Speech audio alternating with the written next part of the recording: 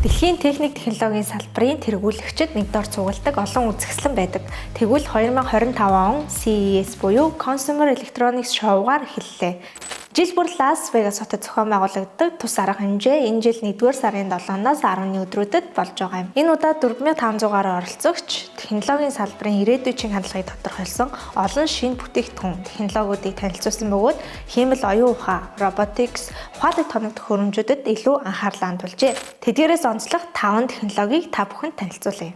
Нэгдүгээрт Nvidia-гийн Blackwell AI чипүүд. Тус компани шинэ үеийн AI чипүүд нь өндөр хүчин чадалтай, илүү үр ашигтай алгоритмуудыг дэмжих AI технологид илүү томоохон анхиц гаргах боломжийг олгож байгаа юм. Хоёрдугаарт Lenovo-гийн Rollable зөөврийн компьютер. Lenovo компани дэлхийн анхны Rollable буюу дэлгэцийг өргөжүүлэх боломжтой зөөврийн компьютерийг танилцуулсан. 14 инчийн дэлгэц нь 16.7 инч хүртэл томрох чадвартай. Дизайнын хувьд шинжлэгдсэн хэрэглэхэд хэлбэр байдлыг шинэ түвшинд дагаажсан байна. Гуравдугаарт Sony-гийн Afeela-ыг автомашин. Sony болон Honda-гийн хамтарсан Afeela-ыг нэртэй автомашин нь мэдрэгч AI камерын технологиудыг нэгтгэсэн аюулгүй байдал болон жолоодлогын туршлагыг сайжруулсан байна. Дөрөвдүгээрт Samsung-гийн Poly AI робот. Тус AI робот нь жижиг бөмбөрцөг хэлбэртэй гэрийн туслагчийн үүргийг гүйцэтгэдэг. Хэрэглэгчийн дуу хоолойг ойлгох, хариу үйлдэл үзүүлэх чадвартай. Тавдугаарт LG-гийн OLED дэлгэц. LG нь уян хатан OLED дэлгэцийн сүүлийн үеийн загваруудыг танилцууллаа.